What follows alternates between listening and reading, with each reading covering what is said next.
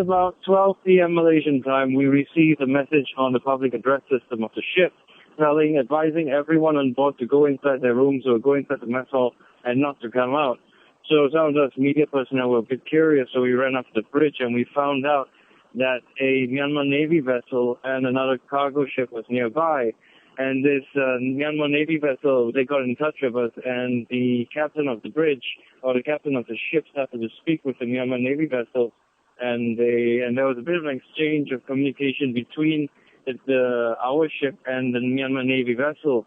And after asking a few questions like which country were we from, and what is the name of the ship, and where we headed to, the ship came close to us, and they came very close to us. They circled around us, or at least did a bit of a semicircle around the ship to check out what was on the ship.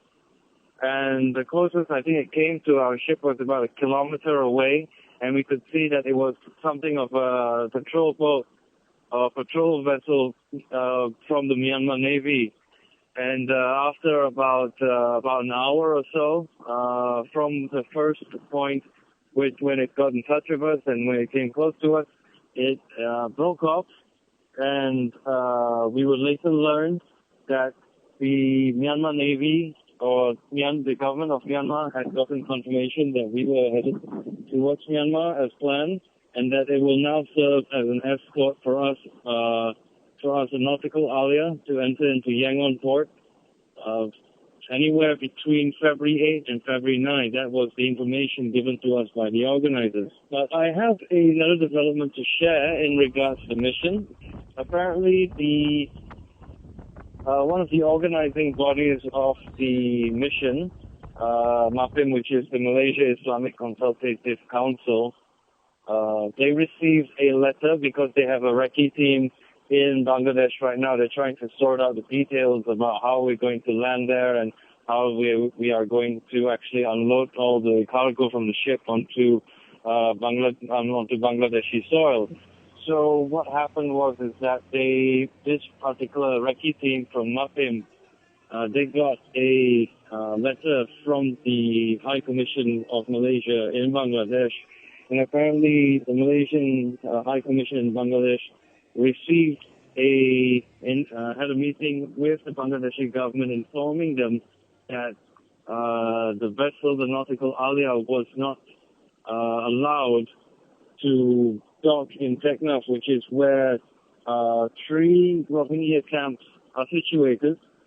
Teknaf, as you can probably well understand, is right at the very southeast end of Bangladesh, and it just borders the country of Myanmar, and it is an area, a location where hundreds of thousands of Rohingyan refugees are believed to reside at this moment. So according to the information provided to us by the organizer, that is Dr. Sri Abdul Aziz Rahim, he informed us that the ship, the nautical alia, was not allowed to dock. I had a little chat with some of the ship's crew in recent days, and we were made to understand that Teknaf is not actually a port, it's actually a jetty area, and the shore, or at least the depth of the area in which the jetty area is, or would be, is very shallow. It's about 2 meters deep. The nautical alia, on the other hand, has a depth area of about 8 meters. So if it were to enter into Teknaf, it would be grounded, unfortunately.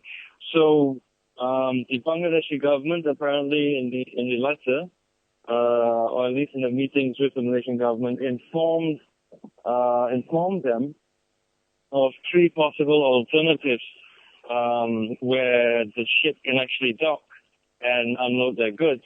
One would be St. Martin's Island, the other one would be Kutub Dia, and the third would be Chittagong. And another important detail that I have to add here, according to the letter, that is because of safety issues, volunteers from the vessel would not be allowed to land in Bangladesh. They will not be allowed to go to Teknaf and visit any of the Rohingya camps there due to safety issues.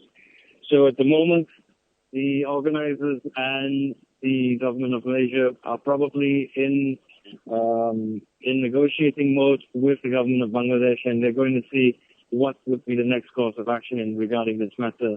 As far as the organizers are concerned, they still want to go to Bangladesh. They still want to offload their cargo in the Rohingya communities there, because as far as they are concerned, if the mission does not go to Teknaf, it will not be a success.